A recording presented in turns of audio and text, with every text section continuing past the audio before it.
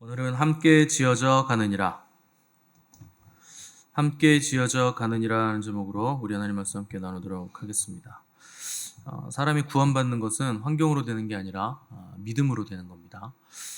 세상이 달라지고 환경이 몇 번씩 곤두박질 쳐도 믿음이 없으면 구원 얻지 못하는 겁니다. 그러니까 믿음은 하나님에 관한 것이고 또 하나님을 누구로 고백하느냐 하는 것에 관한 것입니다.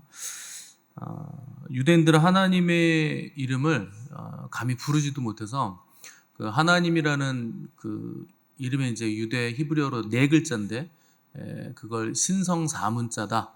그래서 함부로 읽지를 않았습니다. 그래서 하나님이라고 나오면 그 묵음 처리하는 거죠. 읽다가도. 그래서 뭐 하나님이 세상을 이처럼 사랑하사 이런 게 나오면 삐 세상을 이렇게 되는 겁니다. 하나님이라는 건 아예 소리가 없는 거예요. 이제 그러다 보니까 읽는 법을 까먹었어요. 그래서 이걸 그 하나님이라고 안 읽고 계속 뭐라고 읽었느냐? 아도나이라고 읽은 겁니다. 그래서 그거를 어떻게 읽는 거지? 까먹다 보니까 나중에는 아예 그냥 소리 음가를 까먹어서 히브리어는 모음이 없어가지고 자음만 있으니까 우리말로 하면 히읗, 니은, 니은만 있는 겁니다. 그러니까 이걸 어떻게 읽어야 될까 고민하다가 겨우겨우 보고 난 하나님의 이름이 야훼 이렇게 읽게 된 겁니다. 지금도 이렇게 야훼라는 단어가 나오면 아도나이 이렇게 읽는 거죠. 주인, 뭐 주님 이렇게 읽는 거죠. 그렇게 이름을 까먹을 정도로 너무 거룩하고 어미하신 분으로 여기다 보니까 두렵고 떨리는 거죠. 그분은 우리를 심판하시는 분이고 어미하신 분이고 그분을 거역하면 벌을 내리시는 분으로 유대인들은 계속 인지할 수밖에 없었다는 겁니다.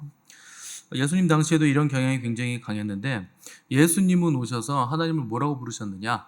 아빠 이렇게 부르신 거예요. 아버지, 아빠 이렇게 부른 거죠. 그러니까 유대인들 입장에서는 굉장히 충격적인 겁니다. 어떻게 하나님을 저렇게 부를 수가 있나? 저렇게 신성모독을 할 수가 있나? 이렇게 오해를 했다는 거죠. 예수님이 12살 때 한번 없어지신 적이 있는데 이제 예수님의 부모들이 되돌아가서 예루살렘 성전에 가보니까 예수님이 거기 있었다는 거예요. 넌 왜 부모를 안 따라오고 여기 있느냐 그랬더니 주님이 내가 내 아버지 집에 있어야 될 줄을 알지 못하셨나이까 이렇게 말씀을 하셨다는 거예요. 그러니까 예수님 그 12살 어린 예수님에게 성전이란 건 뭐 거룩한 장소, 뭐 제사 드리는 이런 장소가 아닌 거예요.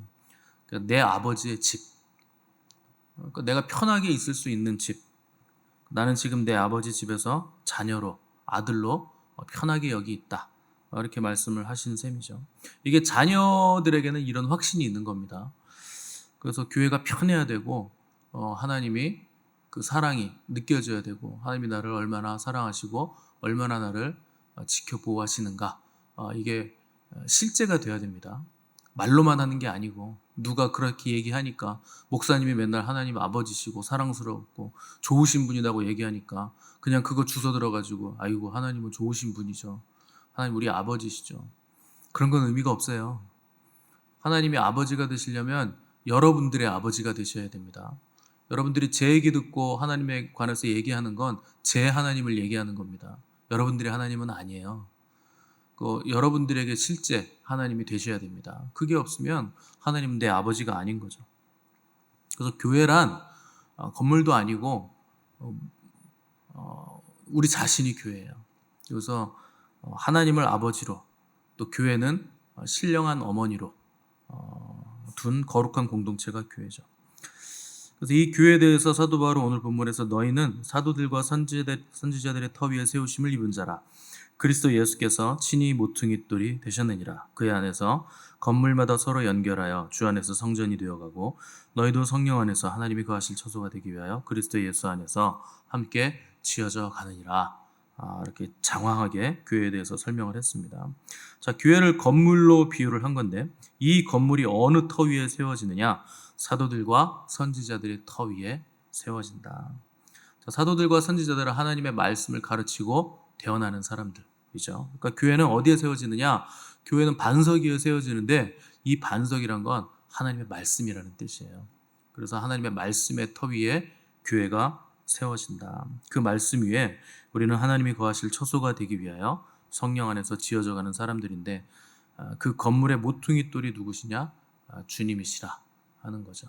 모퉁이 돌, 코너스톤이라 그러는데, 교회 건물 사각형으로 짓는다고 했을 때 그 사각형의 그 모서리, 거기에 이렇게 돌을 하나 딱 두는 겁니다. 그리고 거기를 기점으로 중심으로 해서 벽돌을 쭉쭉쭉 쌓고 앞으로 벌리고 위로 올리고, 그 중심에 있는 가운데 있는 가장 기초가 되는 돌을 모퉁이 돌이라 부르는 겁니다. 그러니까 거기를 중심으로 해서, 예수 그리스도를 중심으로 해서 말씀의 터 위에 우리가 한 장 한 장 벽돌이 돼서 교회를 우리가 지어가고 있다 하는 것이죠. 그러니까 굉장히 아름답고 탁월한 그림을 사도 바울이 지금 건물로 비교해서 우리에게 교회가 뭔가를 알려주고 있는 거죠.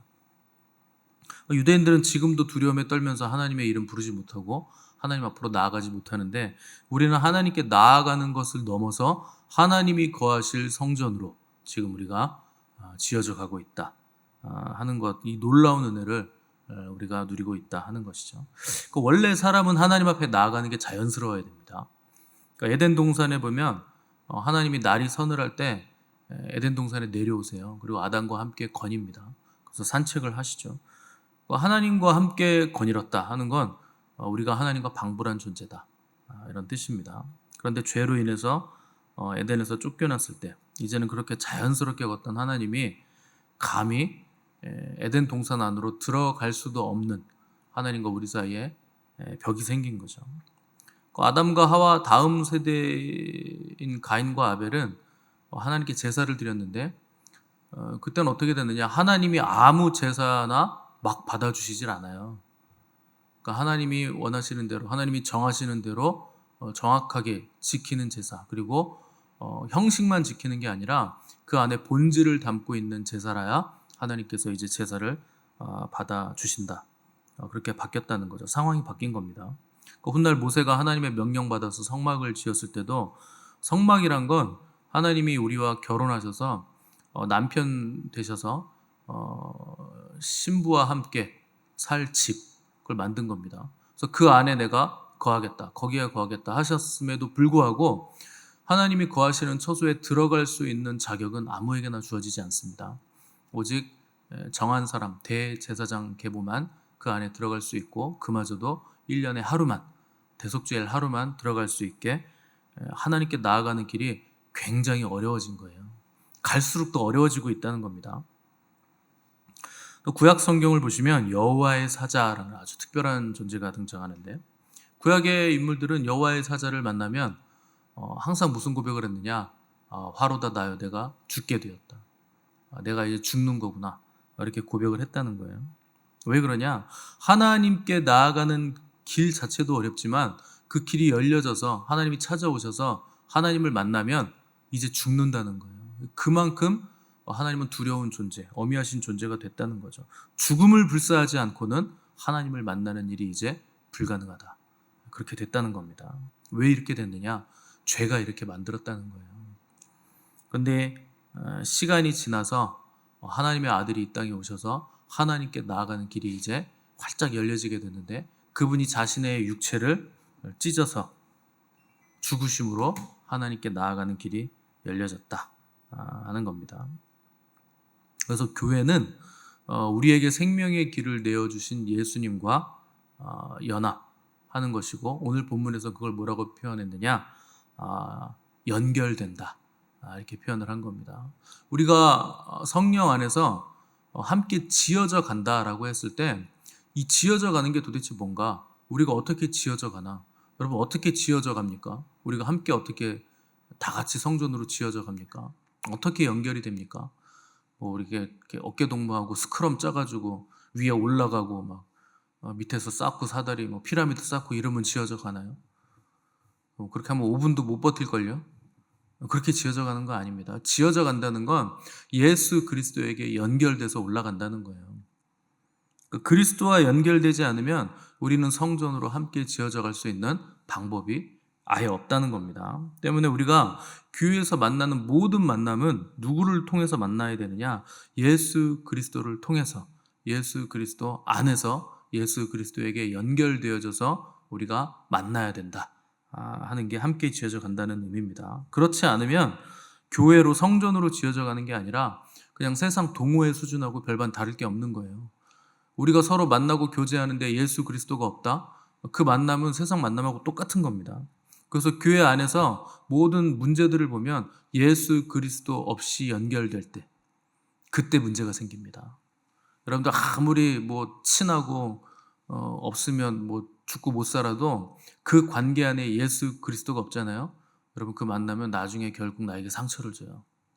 예수 그리스도라는 건 말씀이라는 겁니다. 말씀 관계 안에서 만나지 않으면, 말씀 없이 만나면 그 모든 관계들은 허무하고 결국 교회를 허무는 만남이 된다는 겁니다. 남북전쟁 때 링컨이 매일 기도를 드립니다. 전쟁 중에도. 그러니까 링컨의 참모들이 링컨이 이제 기도하러 들어가면 막 3시간씩 기도하고 막 이러니까 기도하러 들어갈 때 하나님이 우리 편이 되게 해달라고 기도합시다. 그렇게 기도해 주세요. 이렇게 부탁을 드렸다고 합니다. 그때 링컨이 아주 유명한 말을 남겼어요.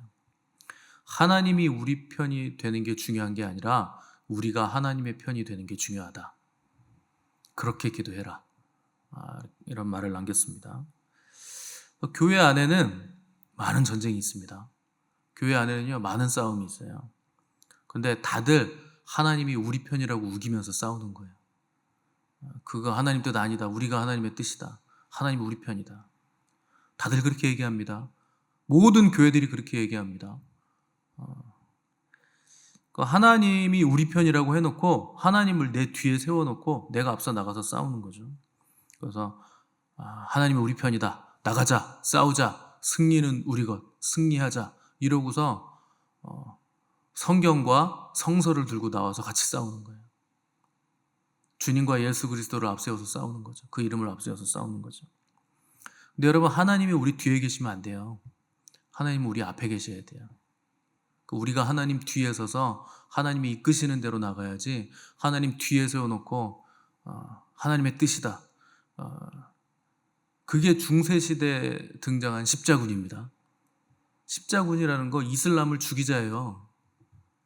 하나님이 우리와 함께 계시니 저 이교도 무리들을 다 죽여버리자. 그래가지고 찔러 죽이고 불태워 죽이고 목 베어 죽이고 교회 안에 가둬놓고 불태워 죽이고, 이스라엘 성전 이슬람이 점령하고 있는데 그 이스라엘 성전 하나님의 성전이다. 우리 십자군이 다 가서 하나님의 성전을 탈환하자. 이게 십자군이 생긴 계기입니다. 그러니까 하나님이 앞서가시지 않고 하나님을 우리 뒤에 세워놓고 하나님의 이름만 가지고 싸우러 나가면 십자군 같은 전쟁을 우리가 수행하게 되는 거죠. 교회 안의 모든 전쟁들은 다 이런 전쟁이에요. 잘못된 전쟁이에요. 다윗이 골리앗이 도발할 때 홀로 앞에 나가서 싸웠는데, 다윗이 골리앗을 바라봤을 때는 나와 골리앗 1대1로 바라본 거 아닙니다. 그 사이에 누구를 두었느냐? 하나님을 두는 거예요. 그래서 골리앗이 아무리 커도 하나님이 없이 나와 골리앗을 비교하면 이게 두렵고 떨릴 수밖에 없죠. 그런데 골리앗과 나를 비교하는 게 아니에요. 골리앗을 하나님과 비교하는 거예요.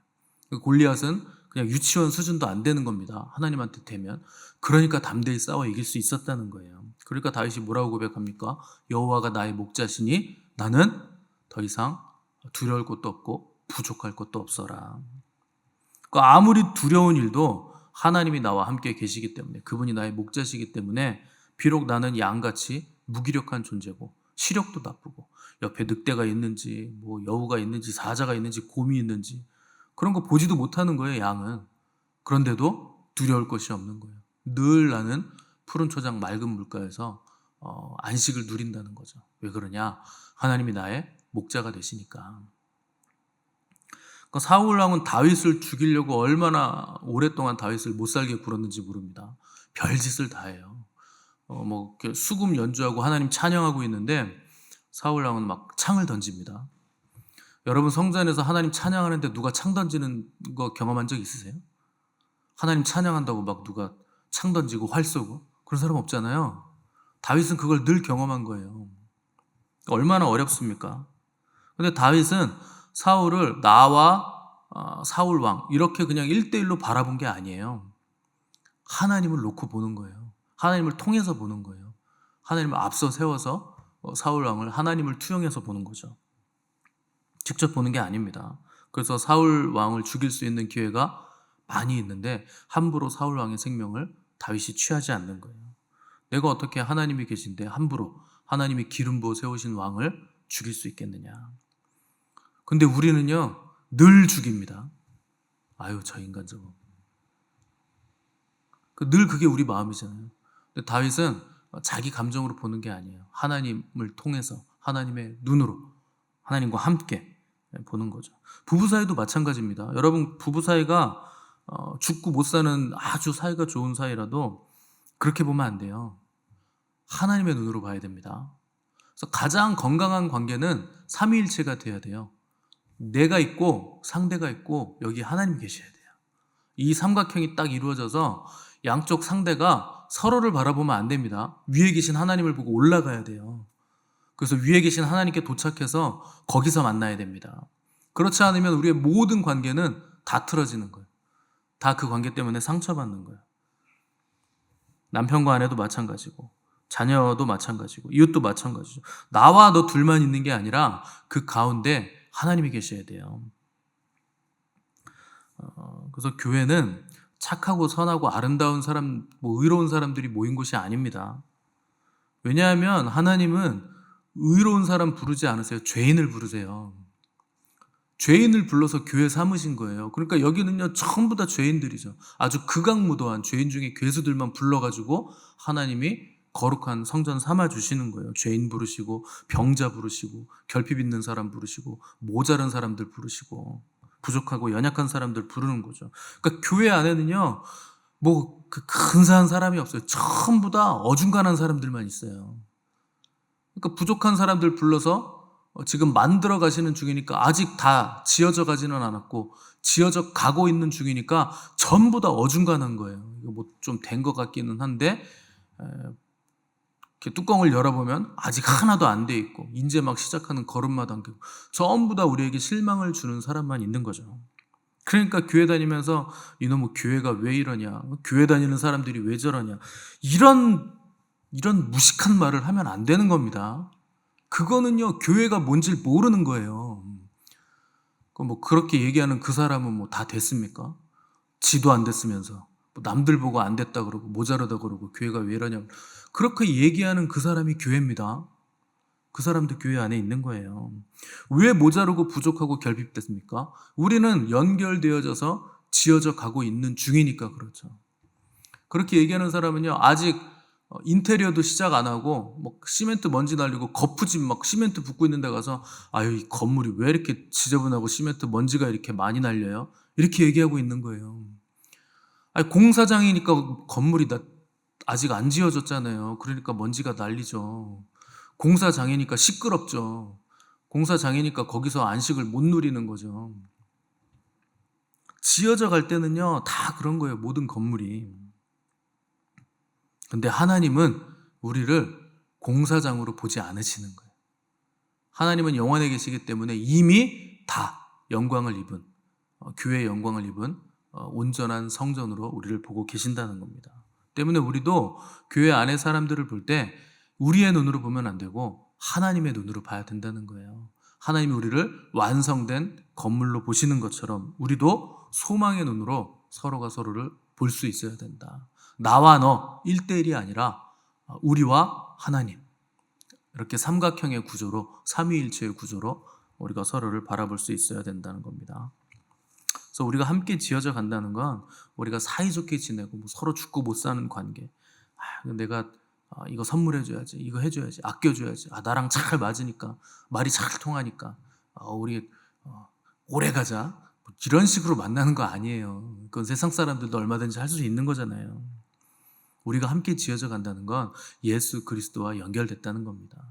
내가 예수 그리스도와 연결되고 그도 예수 그리스도와 연결돼서 예수 그리스도 안에서 우리가 함께 지어져 간다. 이건 살아있는 생명에 관한 것이고 영생에 관한 거예요. 영혼에 관한 거예요. 세상 동호회 수준이 아닌 겁니다. 피로 맺어진 관계고 전인격적인 관계고 예수 그리스도 안에서 공동 운명체가 된 관계라는 거예요.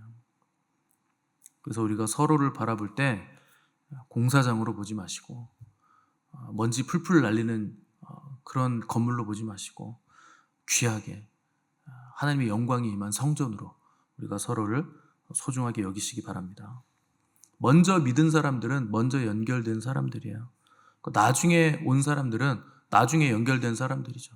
당연히 먼저 연결된 사람들은 아래 깔리는 거예요. 벽돌 지을 때 먼저 모퉁이 돌에 먼저 붙이면 제일 아래 줄에 깔릴 거 아닙니까? 그럼 우리를 밟고 그 위에 그 다음 벽돌이 올라갈 거 아니에요. 우리는 밑에 깔리는 거예요. 낮아져야 된다는 얘기입니다. 이미 우리의 위치는 먼저 연결됐기 때문에 가장 낮은 위치예요. 자꾸 거기 떠나가지고 올라가려고 하시면 그럼 건물이 무너지는 거죠.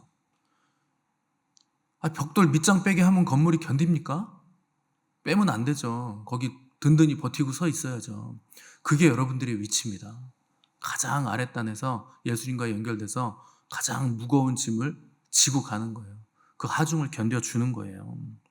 그러니까 내 마음에 들지 않고 삐딱해 보이더라도 그가 내 어깨를 밟고 올라서는 거, 그거 여러분 기쁘게 여기셔야 됩니다. 그도 하나님의 영광을 입을 자이기 때문에 온전히 거룩한 성전이 될 것이기 때문에 여러분 마음에 안 든다고 거슬린다고 그거 제거해 보세요. 더 지독한 게 옵니다.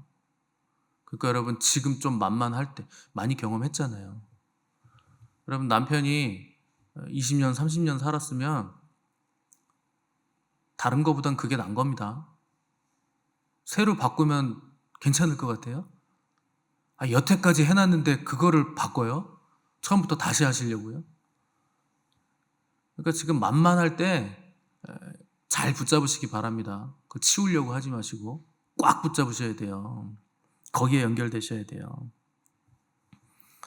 그래서 좋은 일에도 요동하지 마시고 안 좋은 일이라고 절망하지 마시고 교회 안에서 무슨 문제가 생기면 접착제가 뿌려졌구나. 꽉 붙어보자. 연결돼보자. 이렇게 생각을 하셔야지 저 벽돌을 치워주세요. 이 벽돌도 치워주세요. 그렇게 해서 다 파벽돌 만들면 여러분도 파벽돌 됩니다. 그러면 이제 건물 올라가는 건 언제 올라갑니까? 하염없는 거죠. 그래서 여러분 세상 어디에도 교회 같은 곳은 없는 거예요. 왜냐하면 우리 안에 예수 그리스도가 계시기 때문에 그분께 연결되시고 건물마다 서로 그분께 연결되셔서 이 삼위일체 관계 안에서 그리스도와의 깊은 사귐과 성도 간의 교제와 하나님의 가족됨을 행복으로 여기시고 즐거워하시는 복된 삶을 사시는 저 여러분 되시기를 주님의 이름으로 축원드립니다.